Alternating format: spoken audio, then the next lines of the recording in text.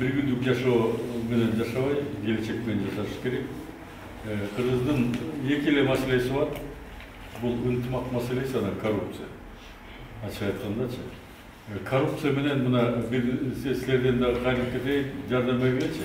Эмеге кеткенде эле, заявление келгенде эле жазса бир 7-8 случай болду, кармалып, анан милиция, полиция алып келип, эметкенде эле ал тууганы, достору барып, ошол заявление берген кыргыздар менен баягы акчасын восстановить этип, үстү дагы тыйып болуп, ошол менен встречный заявление бүттү. Ошол менен эметип атат. Ал кантип ушундай, мен таң калам, жанагы эми ошо 2, 3, 5 деп атат, берген акча эмне мамлекетти ойлойбу, элди ойлойбу. Албетте жеке кызыкчылык. Албетте элди кыйнайт. Жатып алсак деле болот беле, ачык айтканда. Болмок, мыйзам чегинде. Мага дагы инструкциялар келген, дистанцияны өткүлө токтоткула деп. А мен кайдыгер карай албадым. Мен өзүмө жоопкерчилик алдым. Айттым, эмне болсо дагы биз иштейбиз деп.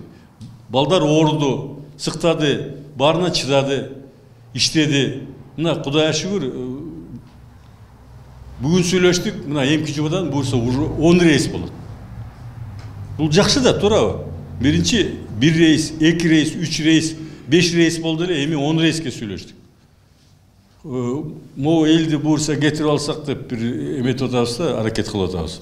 Анткени чын эле элдин арасында аябай кыйналгандар көп экен. Мен мындай ойлочу эмесмин да, ойлоп көргүлөчү, мына бул жерде 9000 боюнда бар келиндер бар экен.